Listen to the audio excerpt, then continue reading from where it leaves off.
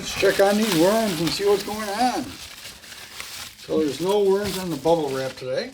Now we do have worms on top of the paper, and I just put this bag on last week. And there's a big hole right here in the center already. So let me fold that up. Boy, that bag is really soft already. Lots of worm activity right underneath where that bag was at. We still have a lot of worms right here. Now, last week I had a big worm ball over on this side from where that banana was at. So let's check on that first. See if there's any traces of banana. Looks like there's a little bit of the banana skin here, worms on it.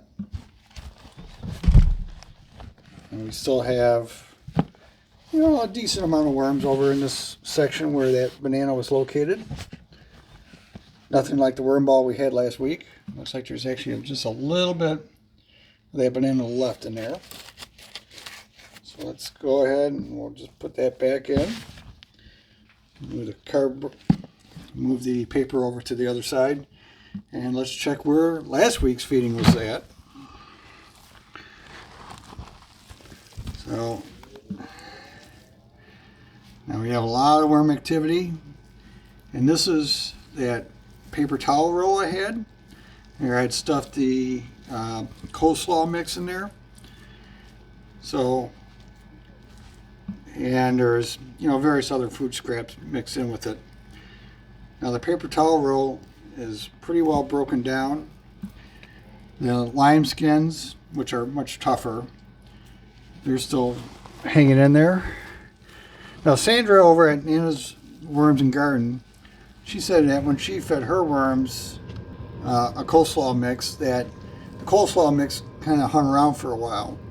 So let's see if we've got the same kind of thing here, although to be honest I don't really see any of the coleslaw mix in here. What I mainly see is the tougher things for the worms to break down, which is the lemon and lime skins.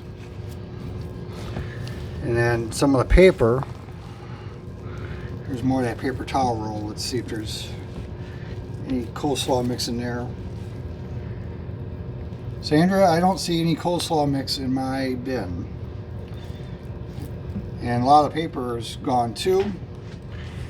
And then in this section we had a little bit of the carrot tops that were in here, and there's still a little bit of that left, looks like.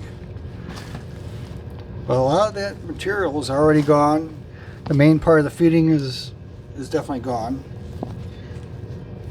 So we'll just put that little bit that's left over in with this week's feeding, I think. So this week, since I fed on this side, in this side, we'll feed in the center. And I'm not sure if the camera's picking all this up, but there's a lot of worms in the center area here. Now, as they migrate from one feeding to another, they kind of spread their castings throughout the whole bin. And you'll see them kind of like in that migration mode. Now this week I did go through and blend my food. It was a little bit cold yet, so I mixed some nice, very warm water with it before I blended it. And we have a blend of broccoli, banana, onion, some green beans, potato skins, a little bit of carrot, some more banana, and I'm probably missing something else. Oh yeah, I did add some lemon and lime peels in there too. But with them being all blended up, they'll disappear real quickly now. So I'll add some grit in the form of powdered eggshell. I also want to add a little bit more bedding to all this. And I'm going to do that in the form of leaves. I prefer leaves over paper just because leaves do contain some minerals. And being an all-natural material, I think they're probably a little bit healthier overall for the worms to eat than just straight paper. So, looks like we got a little bit of onion skin in there too. So with that in, we'll go ahead and cover that back up. Oh, I forgot to bury out some of that other feeding from the other day, or from last week. So get that on the bottom. And let's spread out the bag. Since they already kind of went through that bag pretty quick, I'm not going to add a new bag yet, but judging by how quickly this one disappeared in the center, I don't think this one's going to last very long. We'll put our bubble wrap back on, and we'll call this bin done and move on to the next one.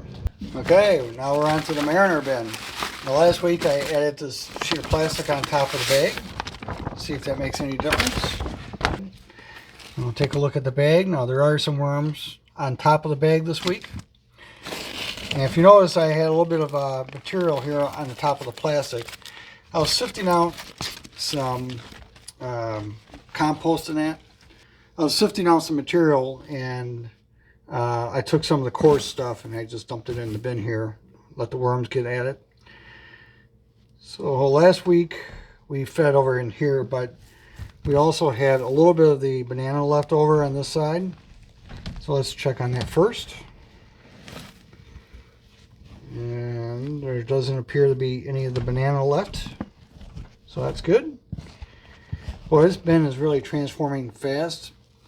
This had a lot of leaves and coarse material from the compost bin, but it's really coming along very nicely. So let's check on the feeding from last week. And we still have lemon peel in there, and a little bit of onion skin left. I did add some azomite to this bin last week, and so that's what a little bit of that powder was on the top. But for the most part, all that stuff we gave them last week is gone. So let's go ahead and give them this week's feeding. Again, I'm going to do it right here in the center. I'm going to take a moment to fluff up the bin. Okay, with the bin all fluffed up, let's go ahead and do this week's feeding here in the center, just like on the other bin. It makes it a little easier for me to keep track of. And it's the same mix as the Riker bin. Not as much because there's not as many worms in this bin. Add some powdered eggshell for grit. Bury that back in. Actually, let me bury this lemon peel in here too. Actually, that might be a lime peel. So let's put the paper back on top, and I'll put the plastic back on.